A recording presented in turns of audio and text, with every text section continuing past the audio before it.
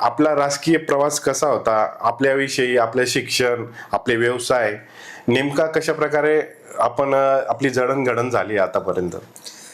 मी महाराष्ट्रातील सर्वात जुनं, महाराष्ट्रातील म्हणण्यापेक्षा भारतातील सर्वात जुनं इंजिनिअरिंग कॉलेज जे 1854 साली स्थापन झालं असं government engineering college of Pune COEP येथं माझं इंजिनिअरिंग कंप्लीट झालं.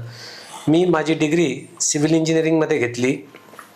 त्याच्यानंतर मी माझा स्वतःचा व्यवसाय 2001 साली चालू केला आणि मी इन्फ्रास्ट्रक्चर डेव्हलपमेंटमध्ये माझा व्यवसाय आहे आणि मागील जवळजवळ 25 वर्षापासून मी या व्यवसायात आहे.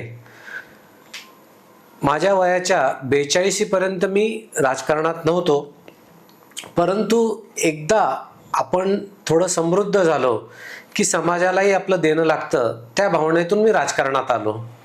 तसा मला राजकीय वारस होतच. जवळजवळ 1985 पासून नगरसेवकपद हे आमच्या घरात आहे. माझे वडील श्री मोहन भाऊ नवले हे 1985 पासून राजकारणात आहे. ते 6 वेळा नगरसेवक होते, 1 वेळा महापौर होते.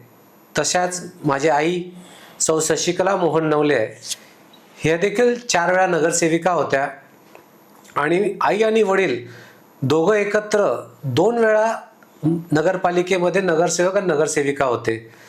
त्यामुळे राजकारणातील आपण म्हणू शकतो की वारस होतं, परंतु वारस हक्कातून तुम्हाला संधी मिळू शकते, परंतु कर्तृत्व हे तुम्हाला स्वतः सिद्ध करावं लागतं आणि ते कर्तृत्व सिद्ध करण्याचा प्रयत्न मी मागील 5 वर्षापासून करतो आहे.